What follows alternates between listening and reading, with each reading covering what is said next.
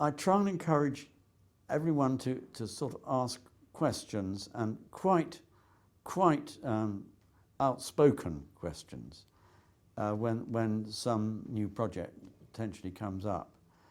In fact, you know, I think we possibly go too far sometimes. Sometimes clients have said, look, we know what we want to do. We don't need to be kind of grilled about whether we're doing the right thing or not, or whether this is the right approach.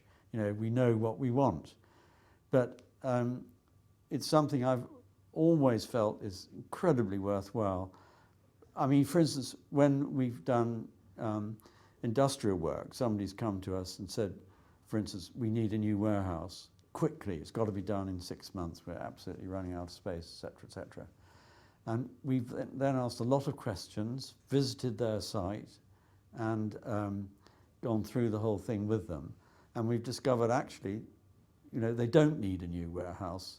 What they actually need is a new circulation system through their yard.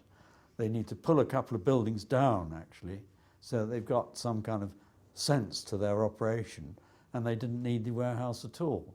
So we talked ourselves out of a job, but at least we used our intellect. And in a way, I think that's something almost to be proud of. You know, you didn't just sort of say, good, you know, fantastic thing, there's a job here, and set about doing it. You ask the questions.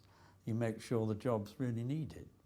And I think it's that sort of questioning is absolutely essential right across the board, whether it's about energy use, whether they need a building or not, or whether they've got the right number of small units if it's housing, or right number of big units.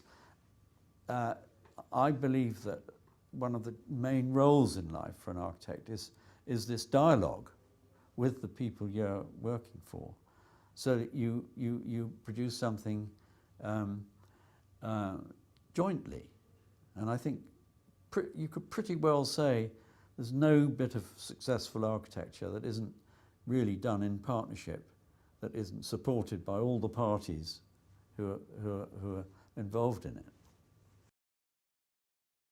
The question of how much technical knowledge you need as an architect in terms of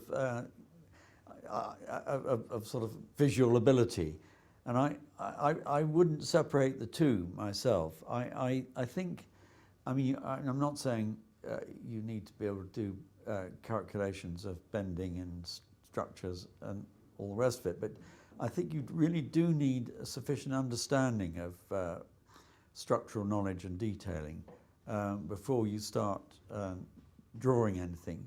There is a school of architecture growing up which is purely visual, which has nothing to do with building buildings. And I mean, we used to sort of rather kind of sort of look down on that idea. You know, if you hadn't built a building, you weren't a proper architect. But actually, nowadays there is a whole world of kind of visual architecture out there, which is very, very fascinating, and it does shape people's lives. I'm not entirely sure when that visual world comes in from the cold and starts getting built, whether it works so well. I'd rather it stayed as a visual world myself. I think if buildings are built which are kind of really the result of a visualization, and they don't function well and they don't work well and people aren't happy with them, then I think that's very bad for the profession, actually. I think all buildings should work and be usable, and I think there's quite a risk in people thinking that having drawn something it can be in some way done by others. I don't think that's the case. I think you have to understand it yourself and how it's structured and how it works.